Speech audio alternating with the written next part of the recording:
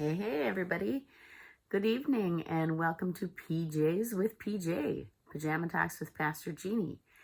I am Pastor Jeannie Sortland and I am fortunate enough to serve the United Methodist Churches in Kensal and Wimbledon, North Dakota. And so I welcome all of the faithful here, and I welcome all of those that might be swinging by and seeing what I have to say for the first time. And these are just super informal thoughts off the top of my head as I go throughout my day.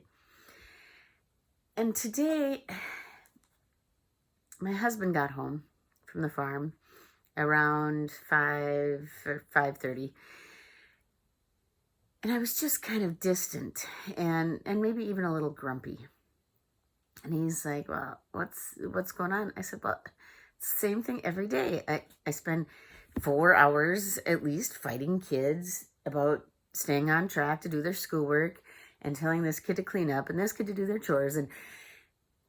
And then I realized that a lot of my life right now is spent oscillating between being thankful and grateful for the blessing of having my kids around without all the pressures of regular life that we would normally have, so that we can have family meals together and play games together and watch more movies.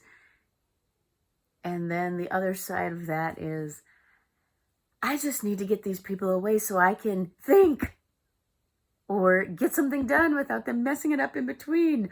Or I just cleaned the whole kitchen and now they're here making a snack. And so I got to thinking about life in the mundane, life in the ordinary.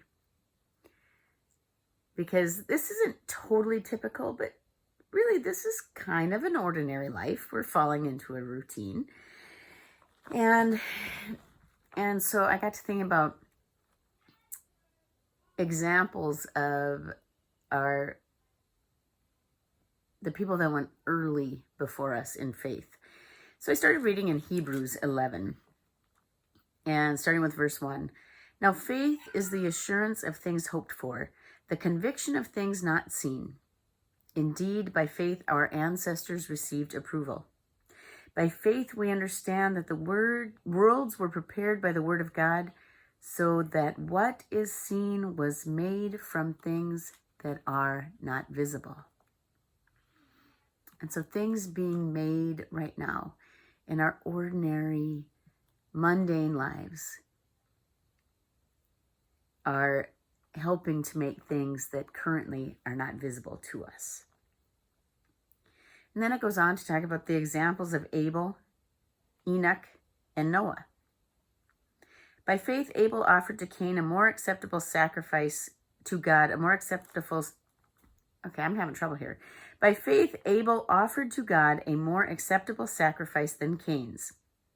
Through this, he received approval as righteous, God himself giving approval to his gifts. He died, but through his faith, he still speaks. Now, to Abel, he was pretty much giving a regular gift for him. But the way he went about it pleasured God more than the way Cain went about his gift. And if you don't know who I'm talking about, you might want to dig a little bit into the Old Testament. And if you don't know where to look, Google is your friend. And then verse 5, by faith, Enoch was taken so that he did not experience death, and he was not found, because God had taken him.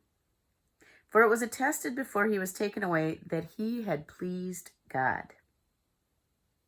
And without faith, it is impossible to please God, for whoever would approach him must believe that he exists and that he rewards those who seek him. And so are we seeking him as we go about our mundane tasks? And then verse 7, by faith, Noah, warned by God about events as yet unseen, respected the warning and built an ark to save his household. By this he condemned the world and became an heir to the righteousness that is in accordance with faith. And I can't imagine how mundane it was every day on that ark, doing the same thing, mucking out stalls, feeding the animals, making lunch, cleaning up from lunch. But yet, Noah trusted in all of that God had a bigger purpose for him and his family. And so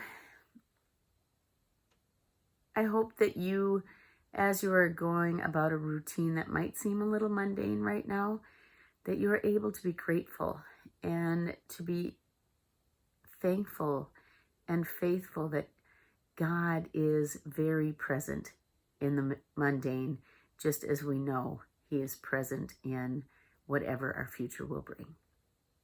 Good night.